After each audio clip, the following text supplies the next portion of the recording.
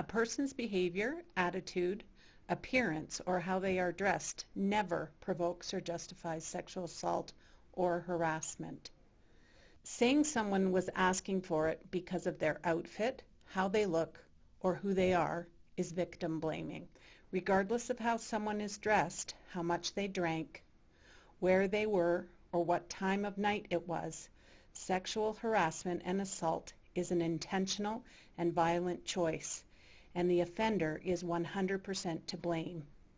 We need to stop asking victims to prevent themselves from being attacked by looking or behaving a certain way, and instead hold offenders accountable for their actions.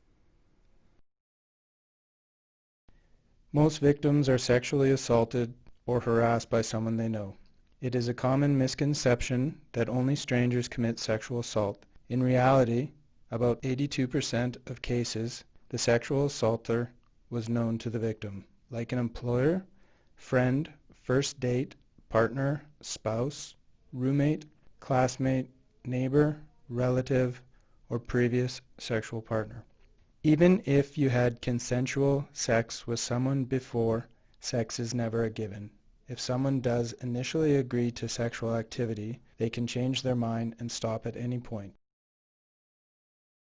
Sexual assault and harassment happens in committed relationships, and it's not okay. Entering into a relationship does not give anyone the right to sex, nor does it give any type of ownership over the other person's body. Being in a committed relationship is no different than any kind of hookup. When it comes to consent, the person seeking sex is 100% responsible for obtaining consent the first time, the next time, and every time. There are many different ways that victims resist sexual assault. Resistance is often misunderstood, and many put ownership on the victim to scream and fight back during an assault or harassment. The reality is that fighting and screaming back can sometimes put the victim in more danger, and expecting someone to do so is a form of victim blaming. It's very common for someone to freeze or to check out when they're being assaulted, particularly if they know the assaulter. The strategies of freezing and staying still are actual ways of resistance that people use to stay alive. Understand that no is about so much more than just the word. It's about looking uncomfortable, looking rigid, avoiding eye contact, and going still, and so much more.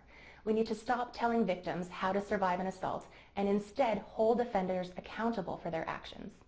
We also need to shift how society thinks about consent.